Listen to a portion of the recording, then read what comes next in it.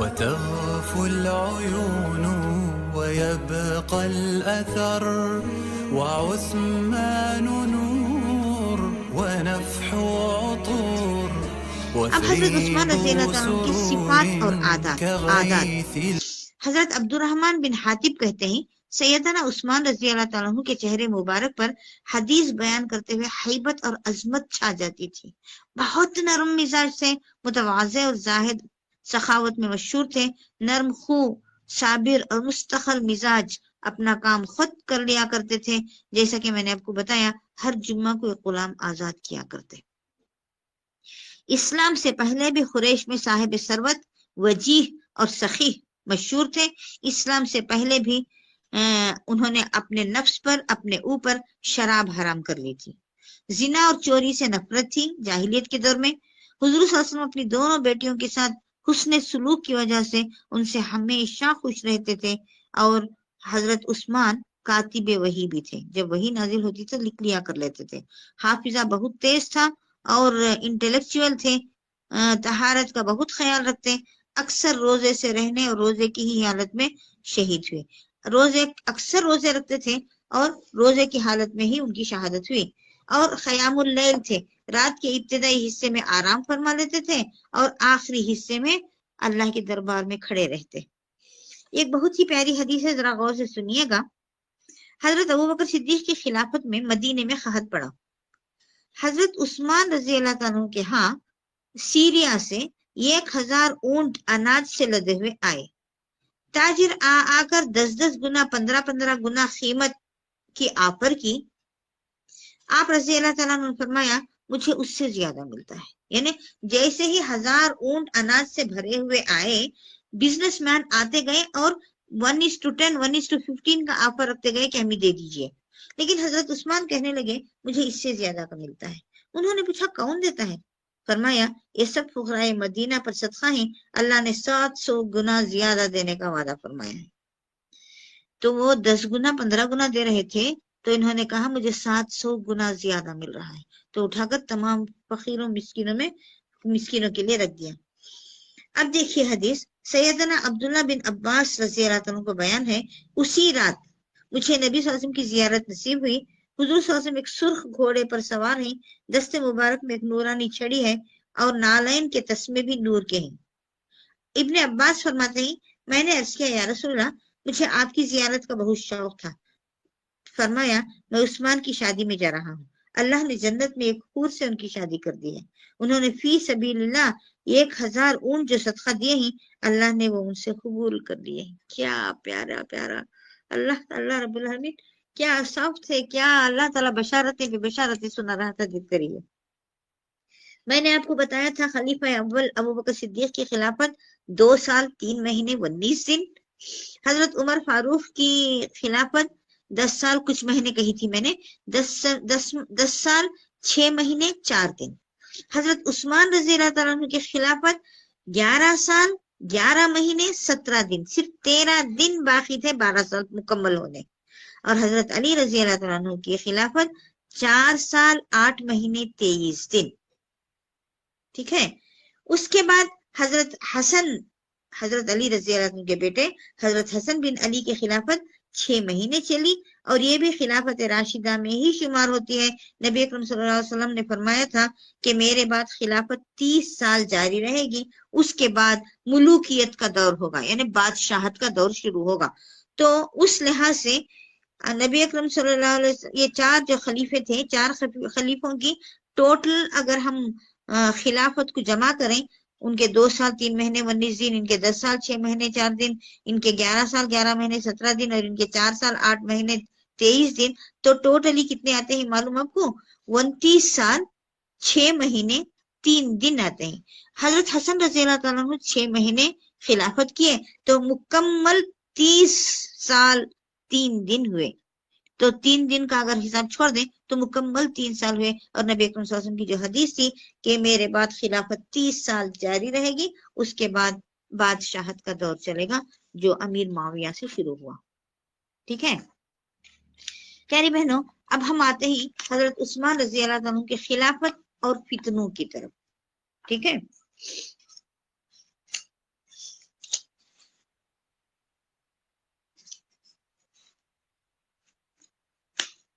खिलाफत से पहले फितने किस तरह एक इंसान से फैलते हैं, ये जरा तफसील से मालूम कर लें तो आइंदा समझने में आसानी होगी।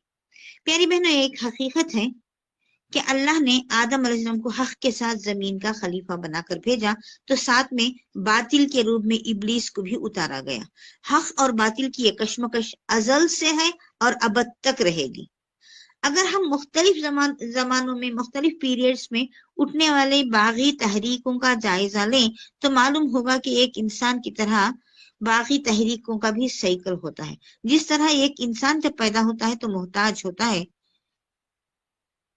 जाहिरी मामले का हर काम में किसी सहारे का जरूरतमंद होता है, फिर सही परवरिश, वालिदैन, माहौल, असातिज़ा के सहारों की बदौलत वो जवान होकर तजुर्बा हासिल करता है और इस बुनियाद पर कभी कभी अकेला पूरी सोसाइटी, पूरे माशरे पर असरअंदाज हो जाता है। फिर उसके बाद वो कमजोर हो जाता है, फिर मौत से हमकिनार हो जाता है। इसका मतलब ये नहीं होता कि वो खत्म हो गया, बल्कि अपनी औलाद की सूरत में वो जनरेशन नस्ल छोड़ जाता है। इसी तरह साइकिल चलती रहती है। बिल्कुल इसी तरह बागी तहरीक इब्तिदा में किसी एक जहन में पैदा होती है, वजह कुछ भी हो, रीजन कुछ भी हो, फिर वो अपनी सूझ को सहारे के लिए दूसरों तक पहुंचाता है और इस तरह हम ख्याल लोगों से सहारा मिलता है और वो तहरीक, बातिल तहरीक, बागी तहरीक परवान चढ़ती है। दरमियान में अगर हुकूमत का निजाम इंटेलिजेंस, जो हुकूमत का निजाम इंटेलिजेंस जो रहता है, अगर वो मजबूत हो तो ये परवरिश अंदर दबकर परवान चढ़ती है, ऊपर खुलकर नहीं आती, अंदर अंदर अंदर अंदर मजबूत होती रहती है। फिर एक दिन पूरे तजुर्बे के साथ आतिशफिशा बनकर हुकूमत पर असरअंदाज होती है।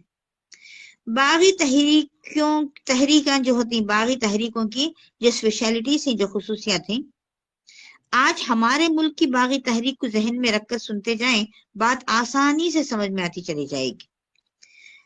उम्मूमन बागी कायदीन या जो लीडर्स रहते हैं वो उलुल अज़्म और बहुत हौसलामंद होते हैं, बूढ़े नहीं होते। हर बात का अज़्म रखकर वो गुनाहों के दलदल में धंसते हैं, कदम रखते हैं। बागी बगावत करने वाले लीडर्स में हुकूमत पर कब्जा करके मामलात को अपनी मर्जी से चलाने की शदीद ख्वाहिश पाई जाती है। बागी लीडर्स अवाम की पब्लिक सपोर्ट हासिल करने के लिए हर मुमकिन चाल चलते हैं, हर मुमकिन हरबा इस्तेमाल करते हैं, हर मुमकिन चालों से इस काम को कामयाब करने की कोशिश करते हैं। इसमें प्रोपेगेंडा बहुत काम करता है, जो आज हमारी मीडिया कर रही है। फिर बागी लीडर्स अपने मकसद को हासिल करने के लिए अक्सर मजहब का इस्तेमाल करते हैं, क्योंकि यह अवाम के जज्बात को भड़काने का बहुत मौसर तरीन जरिया है। अब हम आते हैं फितने की शुरुआत की तरफ। नबी अकरम सल्लल्लाहु अलैहि वसल्लम की नबूवत के पीरियड में आपके 3 दुश्मन थे, ये कुफ्फार और मुशरिकीन मक्का, दूसरा यहूद, तीसरे ईसाई। कुफ्फार की दुश्मनी की वजह तो आपको पता है, अपने बुतों की बुराई और अपने बाप दादा के तरीके में नुक्स वो किसी भी सूरत बर्दाश्त नहीं कर सकते थे। दूसरे यहूद, जब आप हिजरत करके मदीने को गए तो मदीने में यहूद के 3 कबीले जो आबाद थे और उनके करतूत और उनकी फितरत आपको अच्छी तरह पता थी, तो आप जाते ही उनसे अहद लिया था कि हम और तुम भाई भाई बनकर रहेंगे, तुम अपने दीन पर रहो, हम अपने दीन पर रहेंगे। अगर बाहर से कोई दुश्मन आए तो हम मिलकर उसका मुकाबला करेंगे, मीसाख मदीना जिसे कहते हैं। बाकायदा रिटर्न पेपर पर रिटर्न जॉइंट ये अग्रीमेंट हुआ था, ठीक है। तो रिटर्न में बात आई, मगर यहूद अपने बग़ज़ को, अपनी दुश्मनी को, अपने हसद को ज्यादा देर छुपा नहीं सके और बदर के मौके पर उनकी गद्दारी और अहद शिकनी के बदौलत उनमें के एक सबसे ज्यादा शरीर कबीला बनु कैनुका को जिलावतन कर दिया गया। फिर बकिया 2 भी बाज नहीं आए, उनके अंदर कोई सुधार ना हुआ, बल्कि और ज्यादा आपकी जान के दुश्मन बन गए और कई मरतबा आप पर जानलेवा हमला भी हुआ। तो बनु नजीर की तरफ से हुआ तो उन्हीं भी जंगे उहद के बाद मदीने से निकाल दिया गया और ये दोनों मदीने से निकलकर खैबर में आबाद हो गए। मुख्तसरन बता रही हूँ اب بچے کون؟ بنو قریظہ، تیسرا ایک قبیلہ. تو جنگ احزاب کے موقع پر ان کی کارستانی اور ان کی چال بازی دیکھ کر انہیں قید کر دیا. تو انہوں نے خود یہ بات پیش کی کہ قبیلہ اوس کے سردار سعد بن معاذ ہمارے حق میں جو فیصلہ کریں گے وہ ہمیں منظور ہے. اس لیے کہ سعد بن معاذ قبیلہ اوس کے سردار تھے اور بنو قریظہ اور اوس حلیف تھے، ایک دوسرے کے دوست تھے. اس لیے ان کو سعد بن معاذ پر پورا یقین تھا کہ وہ یہودیوں کے حق میں ہی فیصلہ کریں گے. تو انہیں امید تھی کہ یہ دوستی سامنے آئے گی اور وہ ہمارے حق میں فیصلہ کریں گے. نبی صلی اللہ علیہ وسلم نے مان لیا اور فیصلے کا پورا اختیار حضرت سعد کو دے دیا. تو انہوں نے تورات کے مطابق فیصلہ سنایا کہ بنو قریظہ کے نوجوانوں کو، لڑنے والے مردوں کو قتل کر دیا جائے اور جو بھی مال ہے وہ مال غنیمت کے طور پر مجاہدوں میں تقسیم کر دیا جائے. ٹھیک ہے پیاری بہنوں، یہود کی سب سے بڑی دوسری دشمنی یہ تھی کہ آخری پیغمبر نبی اکرم صلی اللہ علیہ وسلم ان کے بنی اسرائیل میں نہیں، بنی اسماعیل میں آ گئے تھے. تو وہ ایکسپیکٹ کر رہے تھے کہ بنی اسرائیل میں جیسے ہم تمام کے پیغمبر آئے ہی آخری پیغمبر بھی ہمارے ہی جنریشن میں آئے گا. تو حسد کی وجہ سے یہ دشمنی تھی ان کی، اور وہ دشمنی اور یہ دشمنی ہوئی.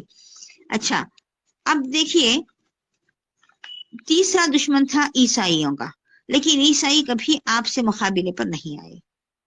ٹھیک ہے، یہ حضور صلی اللہ علیہ وسلم کے زمانے کی باغی تحریک. اب ابو بکر صدیق کے پیریڈ کی باغی تحریک میں آپ کو بتاؤں گی. ابو بکر صدیق کی خلافت میں ارتداد یعنی اسلام سے پھر جانا، پھر زکوٰۃ کا انکار کرنا، پھر جھوٹے نبوت کے دعوے دار، ان تینوں کی جانب سے بغاوت ہوئی تھی. جیسے ایک طرف طاقت کے زور سے یہ حالانکہ 3 دشمن تھے، کون؟ اسلام سے پھر جانے والے مرتدین، پھر زکوٰۃ کا انکار کرنے والے، پھر جھوٹی نبوت کے. تو ایک طرف طاقت کے زور سے انہیں توڑ دیا گیا، جیسا کہ ہم نے سنا تھا جنگ امامہ ہوئی تھی. تو دوسری طرف ان کی ذہنی تربیت بھی کی گئی، جس کے نتیجے میں ایک بڑی تعداد اسلام کی بہترین خدمتگار ثابت ہوئی. مثال بتاؤں آپ کو، جھوٹی نبوت کے دعوے داروں میں ایک دعوے دار تھا طلیحہ اسدی. اس نے پہلے تو نبوت کا دعویٰ کیا، لیکن بعد میں شکست ہوئی تو اسے تربیت میں رکھا گیا، جس کے نتیجے میں وہ توبہ کر کے آخری عمر تک اسلام کا بہترین خادم ثابت ہوا. لیکن اس کے باوجود باغیوں کی ایک تعداد باقی رہی، جنہوں نے نہ ہار مانی، نہ توبہ کی، نہ تائب ہوئے. وہ جنگی قیدی بن گئے. ہو سکتا ہے ان کے عناصر میں بھی اندر کام کر رہے ہوں اور 20 برس بعد حالات سازگار ہونے پر عام پر آئے ہوں. لیکن وہ ابو بکر صدیق کے دور میں یہ شروع ہو چکی تھی باغی تحریک، اور اندر کام کر رہی تھی.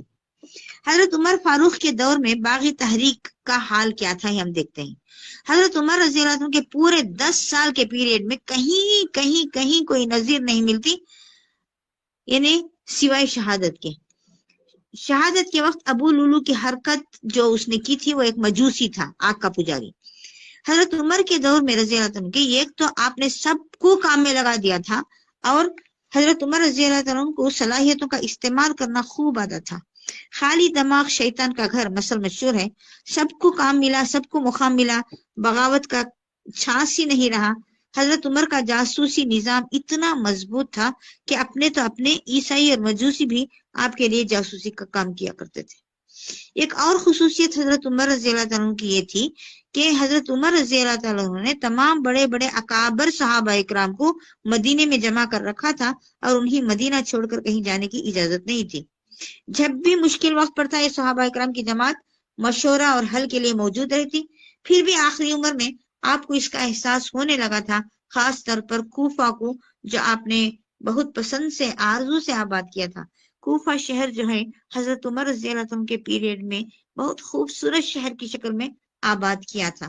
اہل کوفہ اسی وقت سے آ کر گورنروں کی شکایت کرتے اور انہیں معزول کرانے کی کوشش کرتے تھے. وہاں جو بھی گورنر کو حضرت عمر بھیجتے ان کی شکایتیں لے کر آتے اور انہیں کام سے نکالنے کی درخواست کیا کرتے تھے. جب حضرت عمر رضی اللہ تعالیٰ عنہ نے تجربہ کار ابو موسیٰ اشعری کو وہاں کا گورنر مقرر کیا کوفے کا، تو ان سے فرمایا ابو موسیٰ میں آپ کو ایسی سرزمین کی طرف بھیج رہا ہوں جہاں شیطان نے انڈے دے دیے ہیں اور ان میں سے چوزے بھی نکل آئے ہیں، اس لیے جو طریقہ آپ کو معلوم ہے نبی کا بتایا ہوا طریقہ، صحابی رسول تھے نا، اس کی پابندی کیجئے گا اور تبدیل مت ہو جائیے گا، ورنہ اللہ بھی اپنا طریقہ آپ کے ساتھ تبدیل کر دے گا۔ یہ صحیح مسلم میں لکھا گیا ہے۔ پیاری بہنوں، یہ حالات تھے جب حضرت عثمان رضی اللہ تعالیٰ عنہ کو خلیفہ چنا گیا۔ کس طرح؟ چلیے ہم دیکھتے ہیں۔ اب یہاں حضرت عمر رضی اللہ تعالیٰ عنہ نے کیا بتایا ہے ابو موسیٰ شری سے کہ اے ابو موسیٰ شیطان نے انڈے دے دیے ہیں اور وہ انڈوں سے چوزے بھی نکل آئے ہیں، یعنی شیطانیت میں طاقت آ چکی ہے۔ ذرا حضور صلی اللہ علیہ وسلم کے طریقے کو مضبوطی سے تھامے رہنا، تھوڑی سی بھی تبدیلی آنے نہ دینا۔ اچھا پیاری بہنوں، اب جیسا کہ آپ جانتے ہیں کہ حضرت عمر فاروق حملے میں زخمی ہوئے اور آپ کی زندگی کی امید جب نہ رہی تو آپ نے خلیفہ سوم کے لیے، تیسرے خلیفے کے لیے چند ہدایات دی تھی۔ عشرہ مبشرہ میں سے جو باقی تھے ان میں سے 6 کا نام لیا تھا۔ پیاری بہنوں 10 تھے نا پورے عشرہ مبشرہ، 10 میں ابو بکر صدیق پہلے انتقال ہو گیا تھا، حضرت عمر رضی اللہ تعالیٰ اب یہاں بچے تھے، 2 ہوئے، اب ایک کتنے بچے؟ 8 نہیں، 8 میں سے 1 کا انتقال ہو گیا تھا، 7 بچے، 7 میں ایک ان کے بھونی آتے ہیں بہنوی، تو بہنوی کو نہیں چنا اس کے لیے نیکسٹ خلیفہ کے لیے اپنے بہنوی کا نام نہیں لیا، چھوڑ کر 6 کا نام لیا۔ کون کون تھے؟ حضرت عثمان، حضرت علی، حضرت طلحہ، حضرت زبیر، حضرت سعد بن ابی وقاص اور عبد الرحمن بن عوف۔ ابو عبیدہ بن جراح کا انتقال ہو چکا تھا۔ سعید بن زید کا نام اپنے بہنوی ہونے کی وجہ سے نہیں لیا اور فرمایا کہ یہ آپس میں مشورہ کریں، اگر خلافت سعد کو مل گئی تو ٹھیک، ورنہ جو بھی خلیفہ بنے گا وہ سعد سے مدد لیتا رہے گا۔ ٹھیک ہے، مشورے میں رائے دینے کی حد تک اپنے بیٹے عبداللہ بن عمر کو شامل کر سکتے ہیں، لیکن خلافت میں اس کا کوئی حصہ نہیں ہوگا، اپنے بیٹے کا بھی نام نہیں۔ خلیفے کے سلیکشن کے لیے 3 دن کا ٹائم دیا گیا، تب تک ٹیمپرری طور پر حضرت صہیب رومی کو مدینے کا امام مقرر کیا۔ 28 ذی الحج 23 ہجری جمعرات کے دن صبح کو جب حضرت عمر رضی اللہ تعالیٰ عنہ دفن کر دیے گئے تو 2 صحابہ اکرام طلیحہ انصاری اور مقداد بن اسود ان 6 کو لے کر ایک صحابی مسور بن مخزمہ کے گھر آئے اور شہید المحراب حضرت عمر رضی اللہ عنہ کی ہدایت کے مطابق عبداللہ بن عمر کو محض مشورہ کے لیے بلایا گیا اور یہ دونوں گھر کے دروازے کے باہر کھڑے ہو گئے اور کہا حضرت عمر کی ہدایت کے مطابق 3 دن کے اندر آپ خلیفہ چن لیں، کوئی باہر کا آدمی اندر نہیں آ سکتا، کوئی اندر سے باہر نہیں جا سکتا، اس طرح کا کنٹرول رکھا گیا۔ باہمی مشورہ ہوا تو عبد الرحمن بن عوف نے کہا مجھے خلافت سے کوئی دلچسپی نہیں ہے، ہاں اگر تم پسند کرو تو میں تم میں انتخاب کر سکتا ہوں، سلیکٹ کر سکتا ہوں۔ تو باقی کے 5 نے عبد الرحمن بن عوف کو یہ اختیار دے دیا۔ عبد الرحمن بن عوف 3 راتوں میں بہت کم سوئے، راستوں میں، قافلوں میں، مدرسوں کے طلباء میں، پردہ نشین خواتین میں، یہاں تک کہ حضرت عمر رضی اللہ عنہ کی وفات پر جو آئے تھے اور بادیہ نشینوں کو بھی مشورے میں شامل کیا۔ ہر ایک سے پیاری بہنوں خلافت اپنی من پسند نہیں چنی جاتی تھی، سب سے مشورے لیے جاتے تھے، جس طرح آج ووٹنگ سسٹم ہے اسی طرح کی ووٹنگ ہوا کرتی تھی زبانی۔ حضرت عثمان اور حضرت علی کے نام آگے آگے تھے، اس میں بھی ووٹنگ زیادہ عثمان رضی اللہ عنہ کے حق میں تھی۔ بالآخر محرم کی 1 تاریخ 24 ہجری کو رائے عامہ کے اتفاق کے بعد، پوری پبلک کی رائے کے اتفاق کے بعد، مسجد نبوی میں فجر کی نماز کے بعد حضرت عثمان غنی کا نام تیسرے خلیفہ کے حساب سے خلیفہ ثالث کا اعلان کر دیا گیا۔ پھر حضرت عثمان رضی اللہ عنہ سے کہا میں تم سے سنت اللہ، سنت رسول اور سنت خلفائے راشدین پر جو حضور کے بعد ہو چکے ہیں بیعت کرتا ہوں۔ اس کے بعد حاضرین نے بیعت کے لیے حضرت عثمان کے پاس آنے شروع ہو گئے، ان کے آس پاس ہجوم کر لیا، یہاں تک کہ سب نے بیعت کر لی۔ بیعت کے بعد حضرت عثمان ممبر پر کھڑے ہوئے اور ایک جامع بہکر مختصر سی تقریر کی۔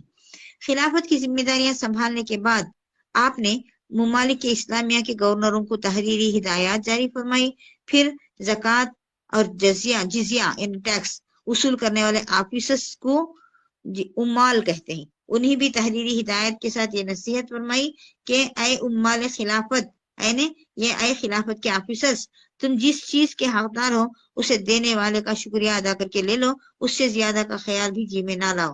سچے امانت دار بنو، اس سے ڈرتے رہو کہ کل قیامت میں تمہیں ہانک کر اللہ کے کارندے خائنوں کے زمرے میں نہ لے جائیں۔ امانت میں تھوڑی سی بھی خیانت ہوگی تو اللہ کے فرشتے تمہیں خیانت کار لوگوں کے زمرے میں نہ لے جائیں۔ پھر عام مسلمانوں کو یہ پیغام دیا کہ آخرت کے مقابلے میں دنیا کی کوئی قیمت نہیں،